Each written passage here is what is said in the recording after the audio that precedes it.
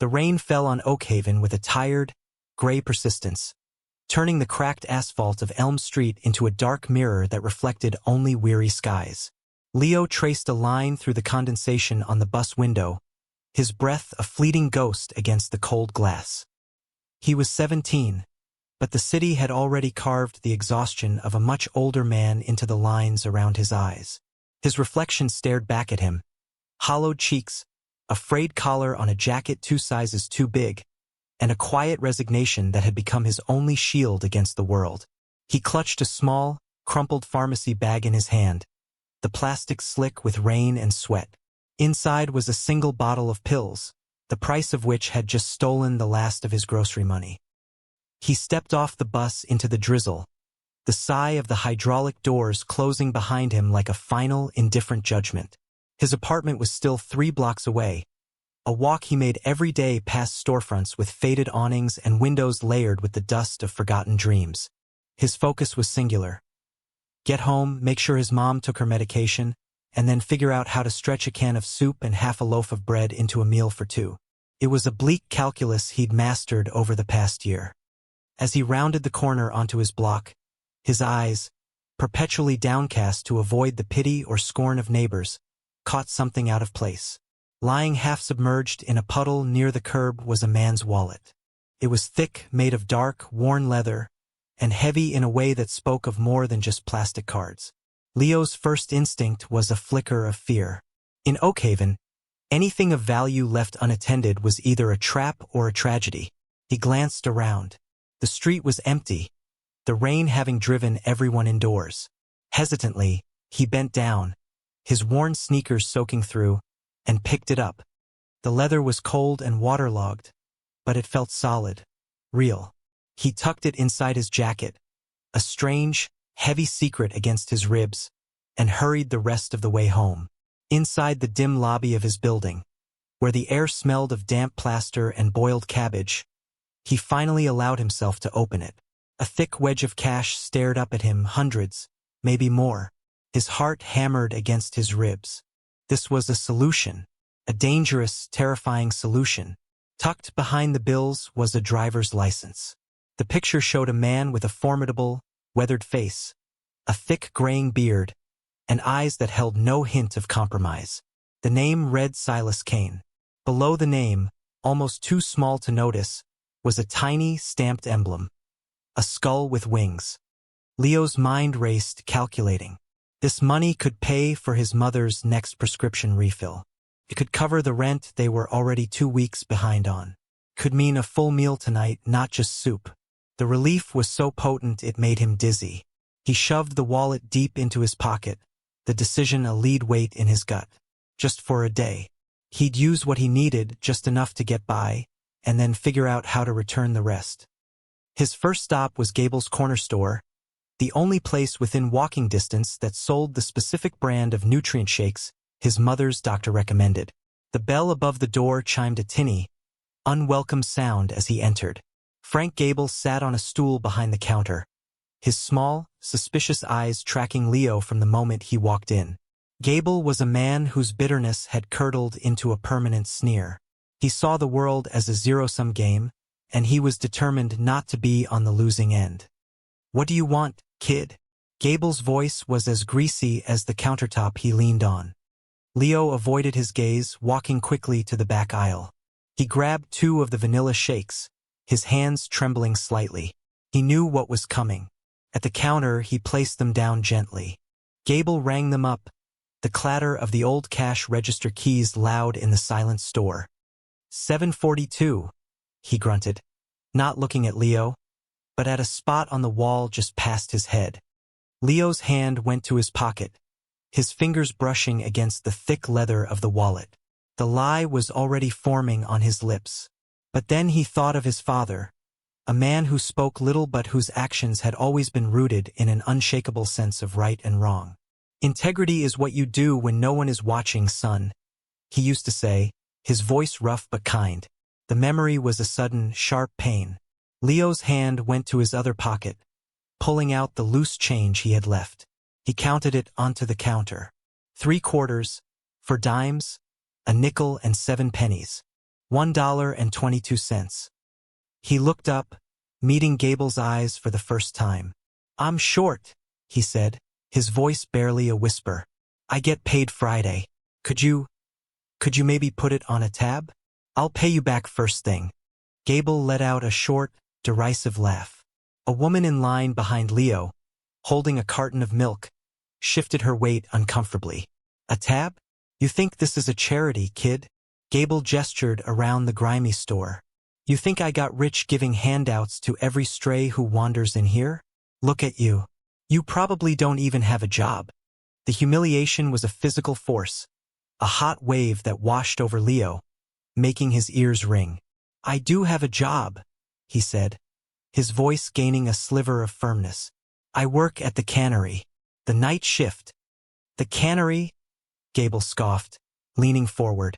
His breath smelled of stale coffee. So you get paid to wash fish guts off a floor and you still can't afford 2 milkshakes? Pathetic. He swept Leo's coins off the counter and into his hand. This'll cover one of them. Take it and get out. And don't come back asking for credit again. He shoved one of the bottles toward Leo, keeping the other behind the counter. Leo stared at the single bottle. It wasn't enough. His mother needed 2 a day to keep her strength up. The woman behind him cleared her throat, her gaze fixed on a display of cheap candy, refusing to intervene. The silence in the store was thick with judgment.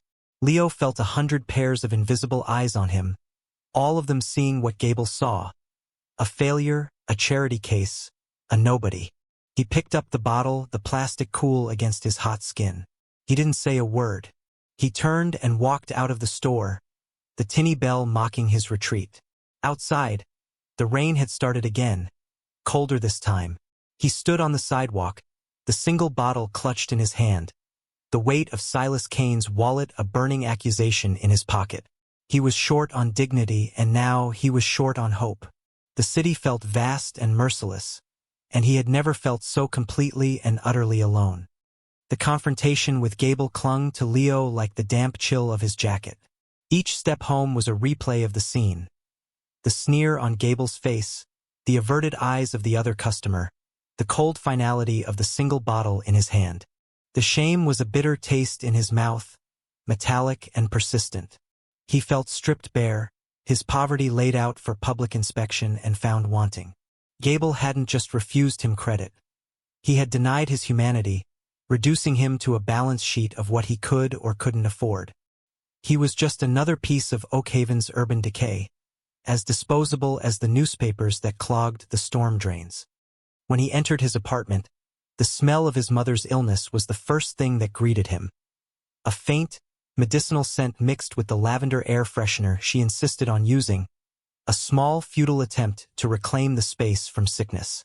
She was in her armchair, a heavy quilt pulled up to her chin, her breathing a shallow, ragged rhythm in the quiet room. Her eyes, once bright and full of laughter, were clouded with fatigue, but they lit up when she saw him.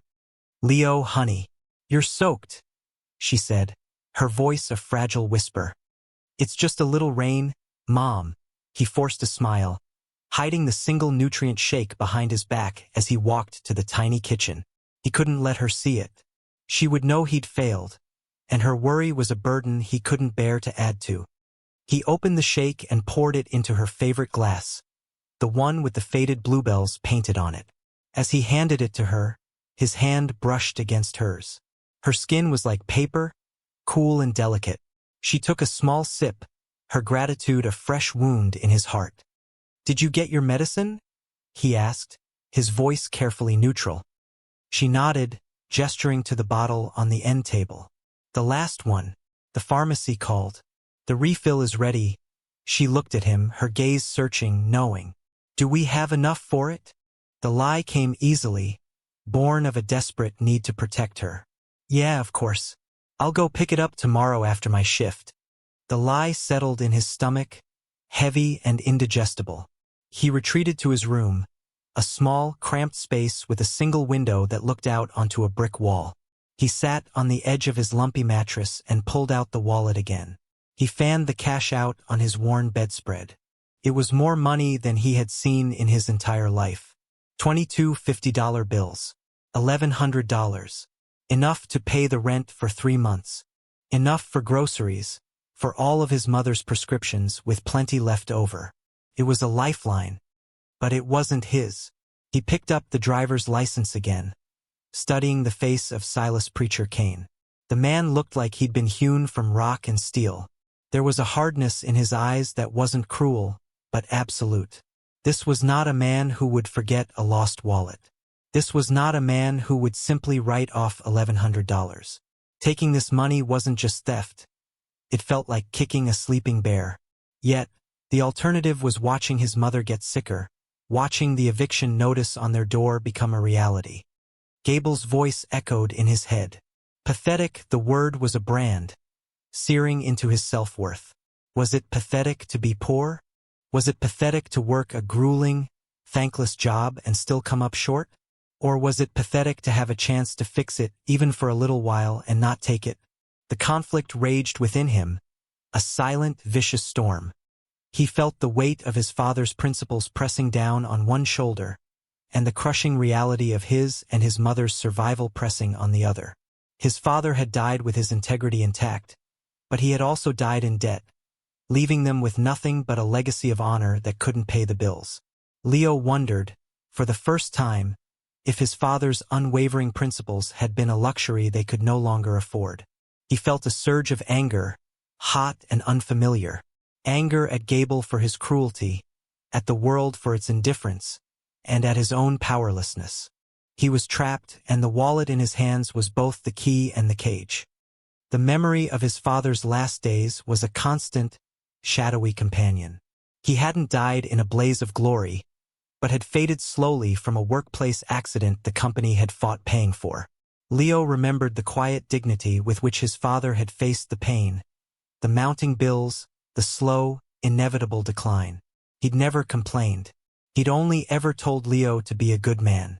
"Money comes and goes, son," he'd said one evening, his voice weak but clear.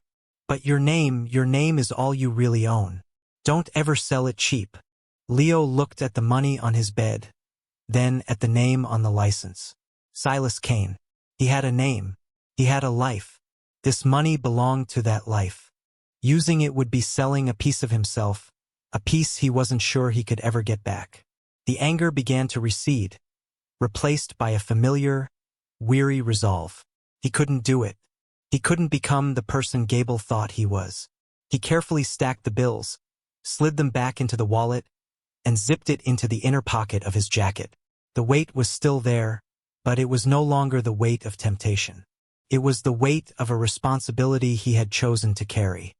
The next morning, an official-looking envelope was taped to their apartment door. The red ink of the words "Final Notice" seemed to bleed through the cheap paper. It was an eviction notice. They had 72 hours to pay the 2 months of back rent or be out on the street. Leo stared at it, the words blurring. The world seemed to shrink until it was just him, the red letters, and the sound of his mother's hacking cough from inside. The pressure was immense, a physical force crushing the air from his lungs. He tore the notice from the door and crumpled it in his fist, the sharp edges of the paper digging into his palm. He went inside, his face a careful mask of calm. His mother was awake, looking weaker than the day before. The single nutrient shake from yesterday sat half-empty on her nightstand. She hadn't been able to finish it. "Leo, what was that noise?" she asked, her voice raspy. "Nothing, Mom. Just the wind." He went to the kitchen and stared into the nearly empty refrigerator. A carton of eggs with 2 left, a heel of bread, a jar of pickles. This was it. This was rock bottom. The wallet in his jacket felt like it weighed 100 pounds. The voice of desperation screamed at him now, louder than his father's memory, louder than his own conscience. "Just take what you need for the rent. Just enough. He can't miss a few $100s. Return the rest. No one would ever know." He walked through the neighborhood that afternoon, the crumpled eviction notice a hot coal in his pocket. The world seemed divided into 2 groups, those who had and those who had not. He saw families laughing as they left the grocery store, their carts overflowing. He saw kids riding new bikes. He saw people who existed in a world without the constant, gnawing anxiety that was his daily bread. They were oblivious, wrapped in the comfortable certainty that their lives would continue uninterrupted. They didn't see him. He was invisible, a ghost haunting the edges of their prosperity. The silence of his community was a heavy blanket. His neighbors knew he and his mother were struggling.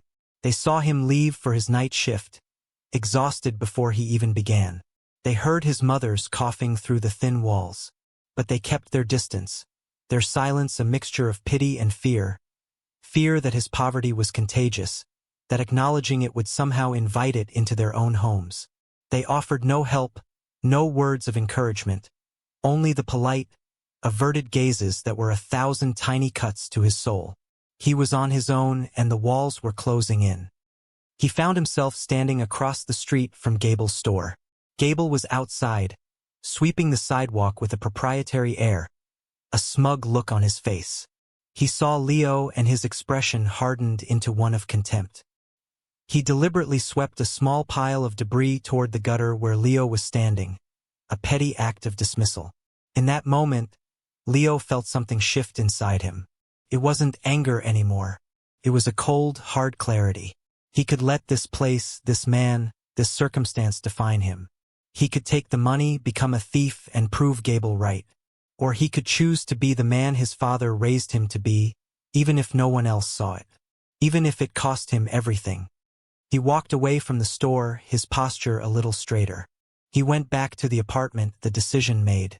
He took out the wallet and found the address on the driver's license. 1120 Black Creek Road. It was on the other side of the city, in the industrial wasteland by the shipyards. He didn't know how he would get there, but he knew he had to go. He looked at the few dollars he had left, money he had saved for the bus to work. It would have to be enough. He kissed his sleeping mother on the forehead, her skin feverish against his lips. "I'll be back, Mom," he whispered. "I'll fix this." He wasn't sure if it was a promise or a prayer. The bus ride to the industrial district was like a journey to another country. The familiar urban landscape of cracked sidewalks and tired brick apartments slowly dissolved, replaced by a panorama of rust and steel. Chain-link fences topped with barbed wire enclosed sprawling lots filled with shipping containers and skeletal machinery. The air grew thick with the smell of diesel and stagnant water. The bus was nearly empty now, the few remaining passengers looking as worn and gray as the scenery outside. Leo clutched the wallet inside his jacket, a talisman against the encroaching desolation. He got off at a stop marked by a single, leaning metal pole. Black Creek Road was less a road than a scar of potholed asphalt, cutting through a wasteland of abandoned warehouses and scrap yards.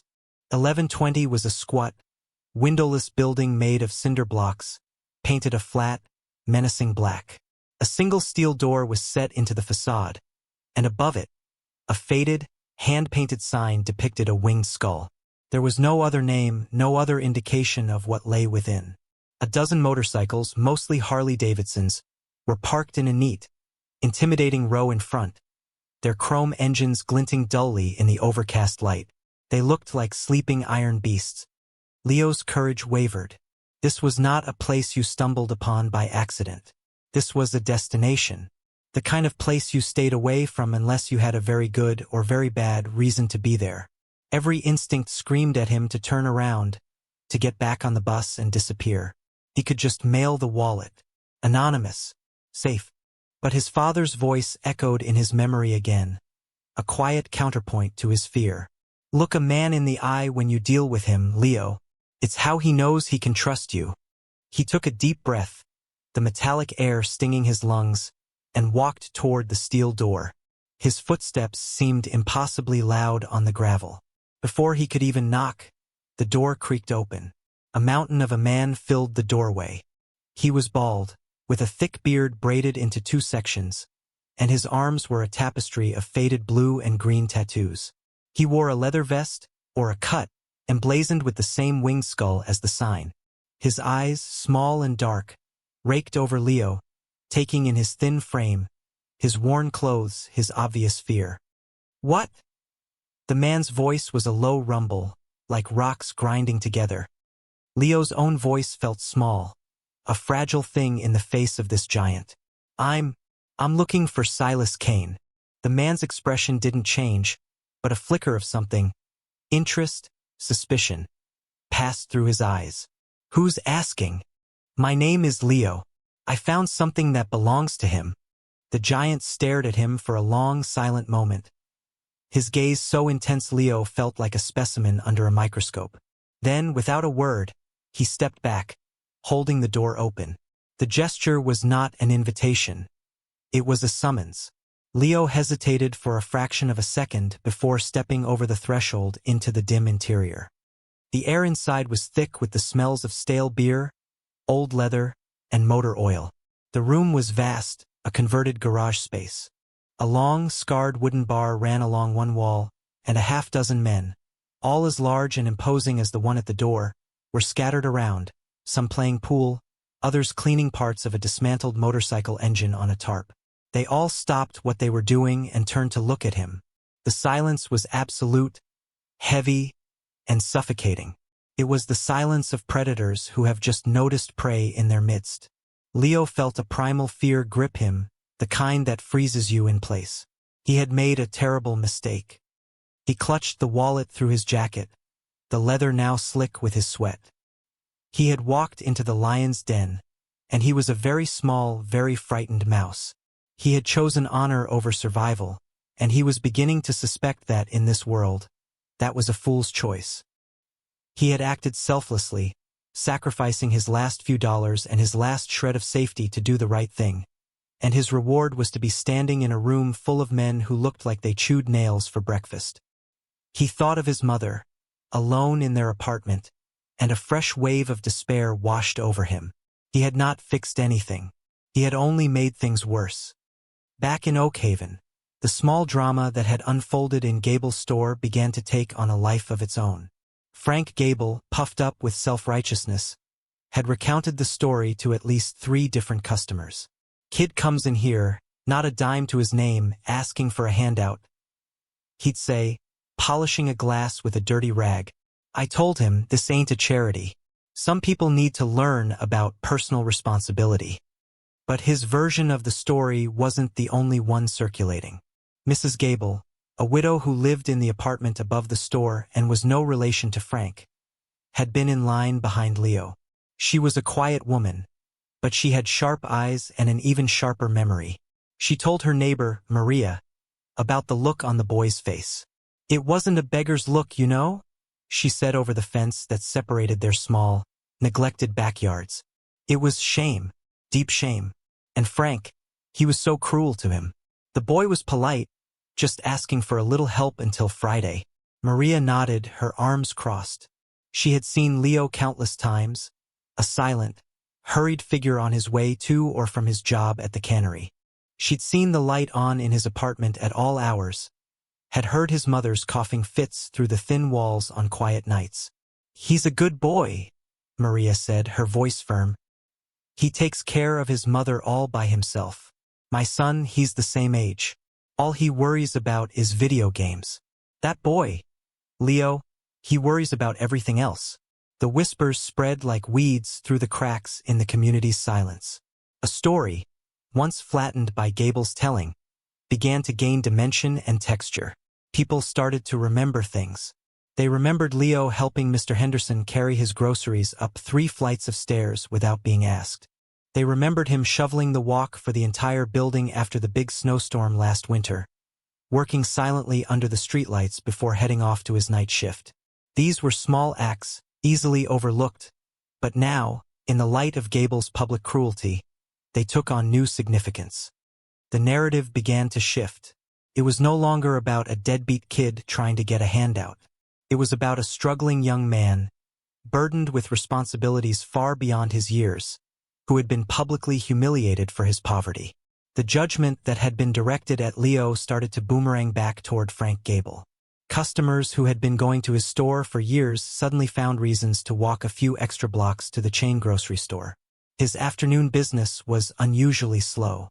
The few who did come in were cooler, more distant. The easy banter he was used to was replaced by curt, transactional conversations. Gable felt the change, the subtle chill in the air, and it annoyed him. He didn't understand that the community, which had been silent during the confrontation, was now passing its own judgment in 100 quiet ways. The collective guilt was a low hum beneath the surface of the neighborhood. They had all been bystanders. They had seen a good kid being kicked while he was down and had done nothing. They had looked away, and in their silence, they had been complicit.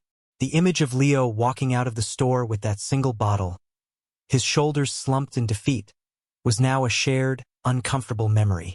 They had failed him, and as the afternoon wore on and the rain turned into a steady, miserable downpour, a consensus began to form on the porches and in the hallways of Elm Street. Frank Gable had gone too far, and the boy deserved better. The quiet respect that Leo had earned through his tireless, thankless actions was finally, in his absence, beginning to find its voice. The giant biker who had let Leo in jerked his head toward the back of the room. Preachers in his office. Don't waste his time, the warning was unnecessary. Leo felt as if his entire body was a coiled spring of anxiety. He walked across the concrete floor, his footsteps echoing in the cavernous space. The eyes of every man in the room followed him, a heavy, physical pressure on his back. He passed the pool table where a game had been frozen mid-shot. He passed the disassembled engine, every greasy part laid out with surgical precision. The room was a temple dedicated to a certain kind of raw, uncompromising masculinity, and he was an unwelcome alien presence. The office was at the back, its door slightly ajar. The giant knocked once, a sharp rap of knuckles on wood, and pushed it open. "Someone to see you, Prez. Says he found something of yours." Leo stepped inside. The office was a stark contrast to the chaos of the main room. It was surprisingly orderly. A large wooden desk stood against one wall, its surface clear except for a single ornate-looking knife and a neatly stacked pile of ledgers. Bookshelves lined another wall, filled not with magazines, but with thick, leather-bound books, history, philosophy, poetry. And sitting behind the desk in a high-backed leather chair was Silas Preacher Kane. He was even more formidable in person than in his license photo. He was built like a retired linebacker, broad and solid, with a presence that seemed to consume all the oxygen in the room. His graying hair was pulled back in a tight ponytail, and his beard was meticulously groomed. He wore a black t-shirt and his leather cut, which was adorned with numerous patches that spoke of rank and history. But it was his eyes that held Leo's attention. They were a pale, piercing blue, and they seemed to look right through him, assessing, weighing, and missing nothing. "You found something of mine?" Preacher's voice was a low, calm baritone, but it carried an undeniable authority. It wasn't a voice that ever had to be raised. Leo's throat was dry. He reached into his jacket, his movements slow and deliberate, acutely aware that any sudden move could be misinterpreted. He pulled out the wallet and placed it on the polished surface of the desk. Preacher looked at the wallet, then back at Leo. He didn't touch it immediately. "Where did you find it?"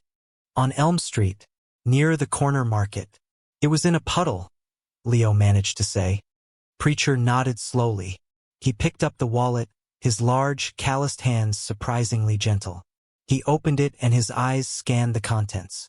He pulled out the thick stack of cash and counted it, his movements economical and precise.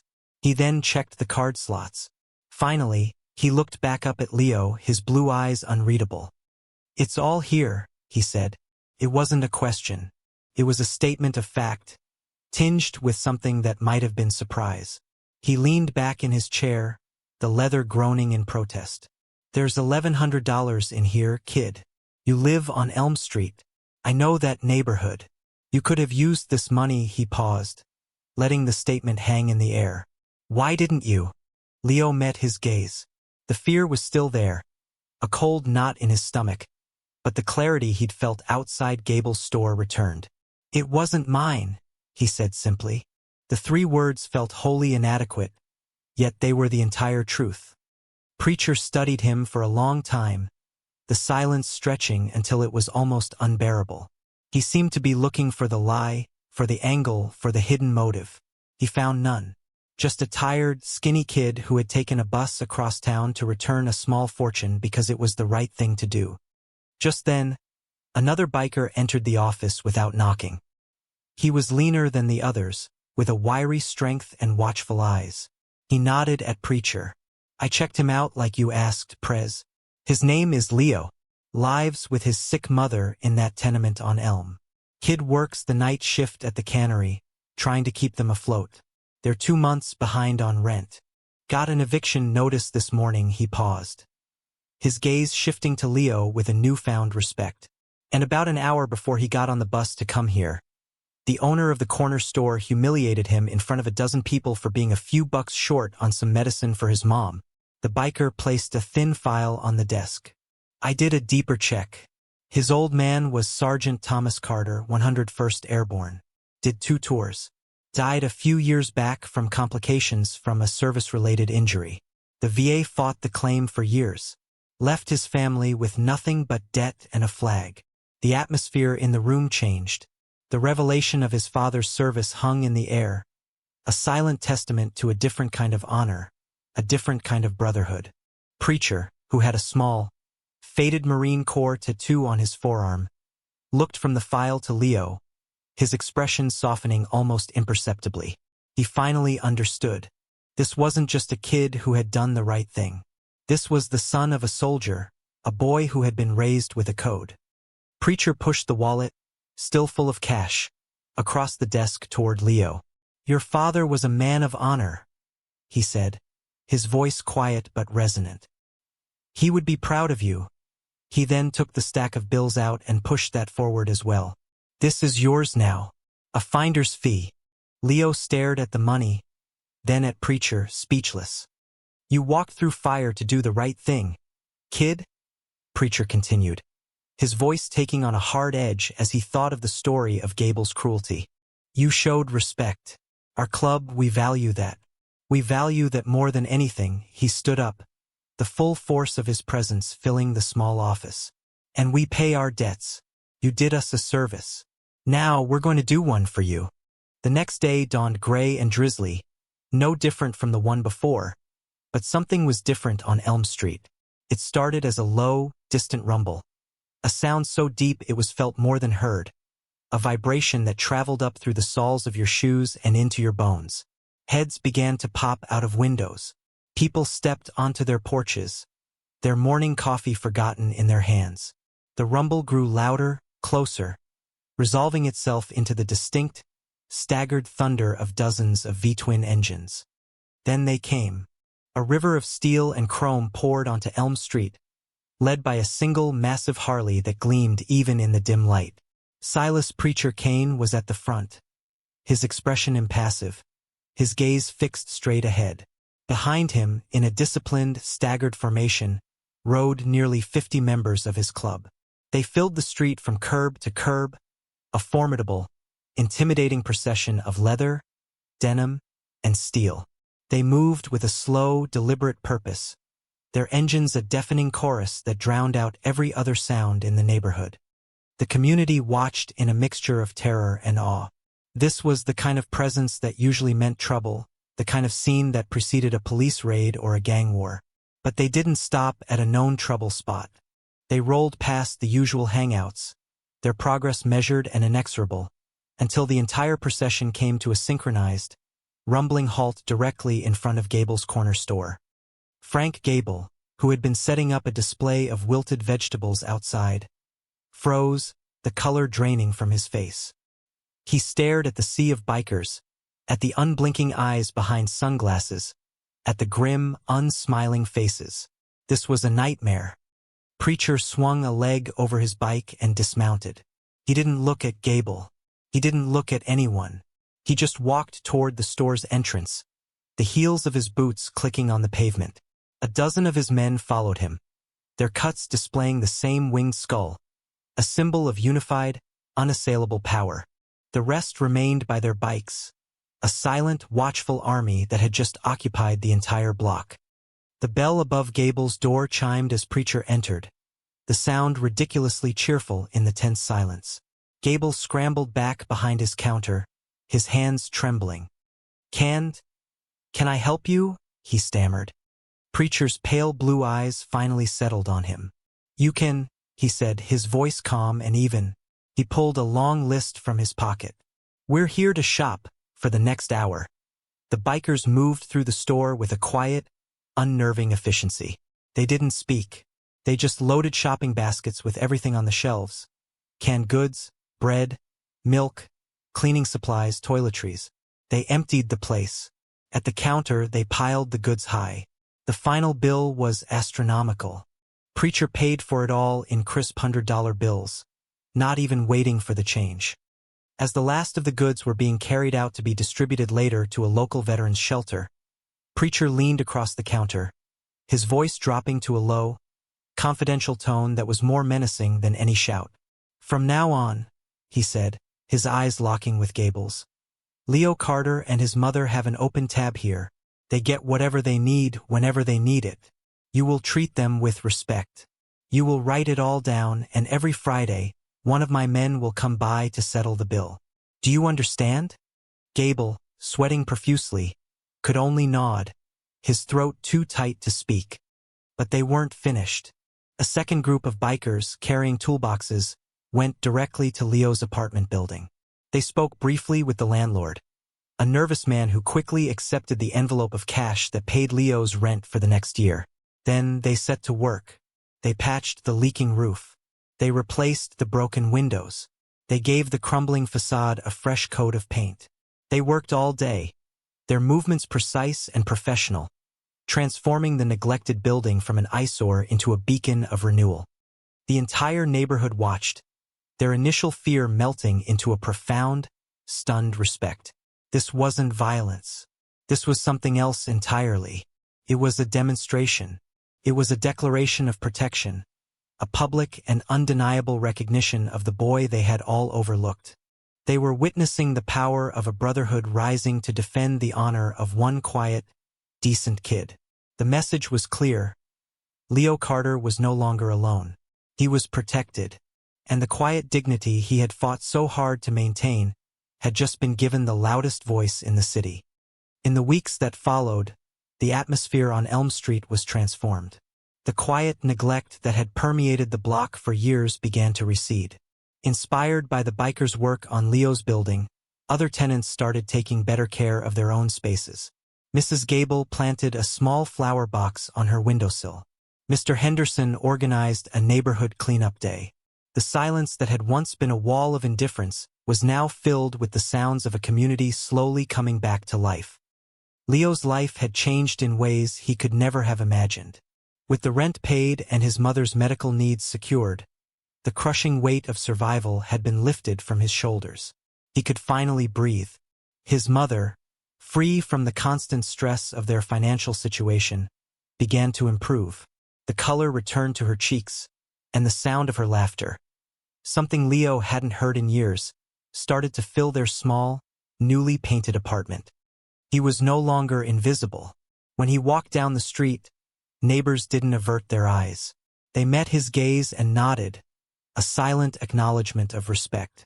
Frank Gable, humbled and terrified in equal measure, treated him with an almost comical deference whenever he went into the store.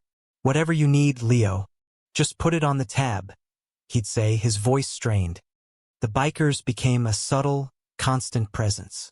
A motorcycle would often be parked at the end of the block, its rider leaning against it, watching. They never spoke to Leo, but he felt their protective gaze.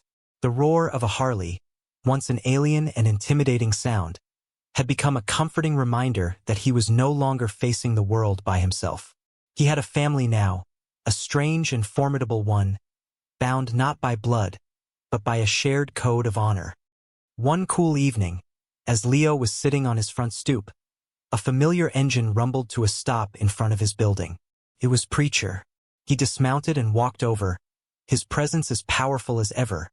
But the intimidation Leo had once felt was gone, replaced by a deep, quiet gratitude. "How's your mother?" Preacher asked, his voice a low rumble. "She's better," Leo said, a genuine smile touching his lips. "A lot better. Thank you for everything." Preacher just nodded, accepting the thanks without ceremony. He reached into the pocket of his coat and pulled something out. It was a small, circular leather patch. Stitched into it was a simple single image. A lone wolf, its head raised not in a howl, but in a silent, watchful gaze. "This is for you," Preacher said, placing it in Leo's hand. The leather was old and worn, softened by time and miles. "It's not a club patch, not a prospects patch. It's just a symbol. It means you're one of the flock we watch over. If you ever need anything, you show this to one of my guys. They'll know what it means." Leo looked down at the patch, his fingers tracing the stitched outline of the wolf. It was a small thing, but it felt as heavy and significant as a crown. It was a promise, a shield, a statement of belonging. He had walked into a world of outlaws expecting judgment and had found a brotherhood. He had tried to return a wallet and had been given a family. He looked up at Preacher, his eyes shining with unshed tears. "I don't know what to say." "You don't have to say anything," Preacher said, a rare, small smile touching the corners of his mouth. "You already said it all when you walked through my door." He turned and walked back to his bike, swinging his leg over the saddle. With a deafening roar, the engine sparked to life, a mechanical thunder that echoed off the newly painted walls of the building. He gave Leo one last, brief nod, then twisted the throttle and disappeared down the street, a solitary, powerful figure fading into the twilight. Leo sat on the stoop for a long time, the patch clutched tightly in his hand. The air was cool on his skin, and for the first time in his life, the future didn't feel like a threat. It felt like an open road. The distant, fading roar of the Harley was not an ending, but a beginning. It was the sound of loyalty. It was the sound of respect, earned in silence and defended with thunder. And it was a promise that even on the quietest, meanest streets, honor, once recognized, would never again be left to stand alone.